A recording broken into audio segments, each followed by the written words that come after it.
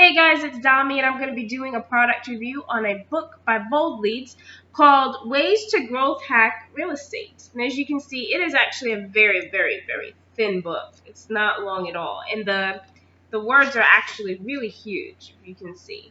So, anyway, I got this book free of charge from the company. And the reason why I wanted to review this book is because I actually am a real estate investor on top of the product testing and other things that I do. And so I definitely love to learn more about real estate investing. I'm actually very new to real estate investing, so I'm not a pro or anything. But like I said, I just love learning, and anything I can get my hands on that's, you know, that pertains to real estate, I'm like, why not? So anyway, I got this book, was really excited, and I have to tell you, the book is okay, but the book, it's just not for me. I wouldn't consider this book ideal for anybody who is already in investing, even the beginner who's hasn't scored their first deal, but has been researching real estate for a long period of time already. I wouldn't recommend this book. This book is more for the person that woke up one day and happened to see an article on real estate investing and said, I think I might want to get into that, or that might be something really cool to do. That's who this book is for. So I'm just going to go a little bit and give you an idea of some of the things they talk about. How to prepare for success, getting more listings, getting more buyers, growth hacks, converting leads into clients. So, and for those of you guys who still really are confused because you know nothing about real estate, you have different real estate investors. You have those who do buy and hold, so they buy a property, they hold on to it. A lot of them rent them out. You also have those fixers and flippers, which I'm sure you know about because you probably are like me and love watching HGTV and all those fix and flippers and all those TV shows. So you have those.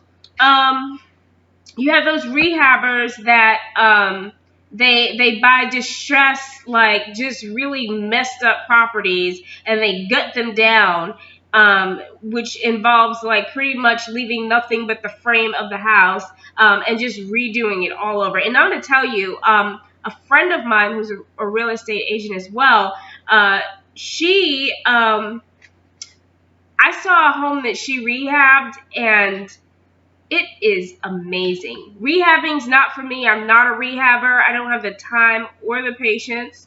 I'm a cash flow person, so I do more turnkey, which is I buy properties that's already been pretty much fixed out and have renters in them from other investors. That's what I like to focus on.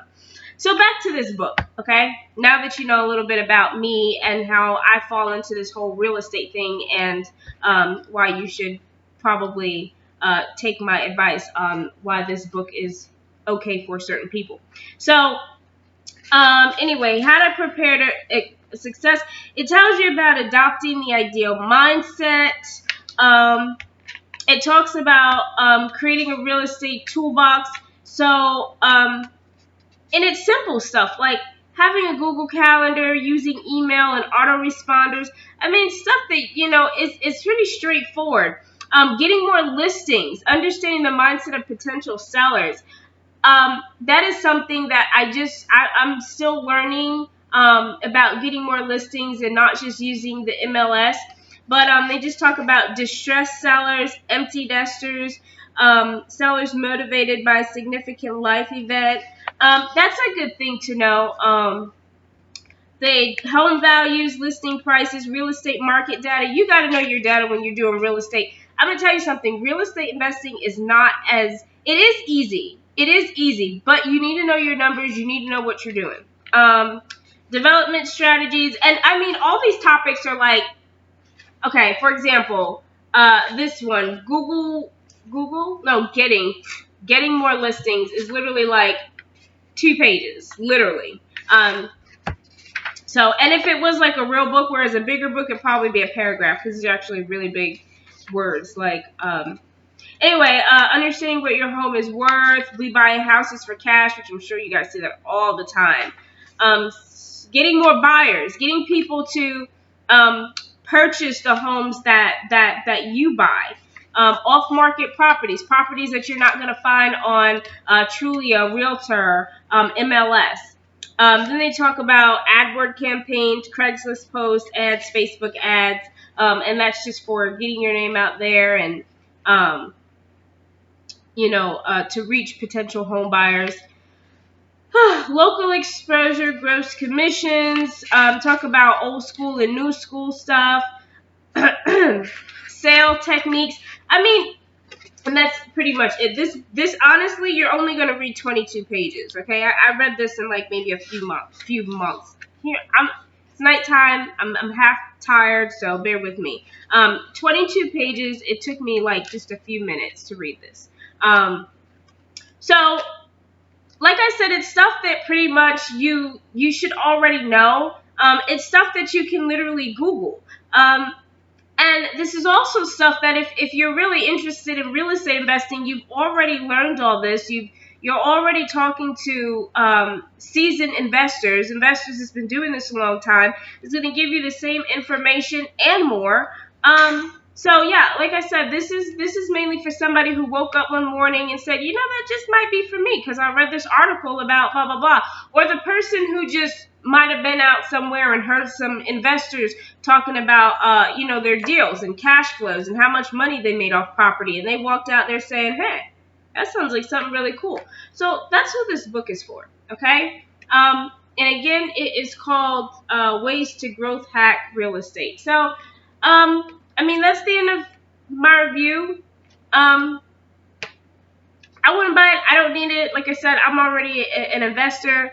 But I can say, even though it's not for me, there's no harm in reading everything. I got the book because as an investor, there might be something in that book that I have not learned yet. So never knock a book. There might be one page of that book that gives you information that's valuable to you. So, to me, that's a big thing. And while this book, this little guide or book doesn't really suit me, I definitely still think that it's ideal for the person that's even just thinking about getting into it. At least start. It gives you somewhere to start. So, but yeah, so anyway, that's the end of my review. And yeah, if you guys have any other questions, feel free to ask me. Yeah, so, and I'll also put the link at the bottom of this if you are interested, and you're one of those people that are like, this might be something that I'm interested in doing. I'll put the link at the bottom of the video. But other than that, thank you guys for listening, and I'll see you guys next time.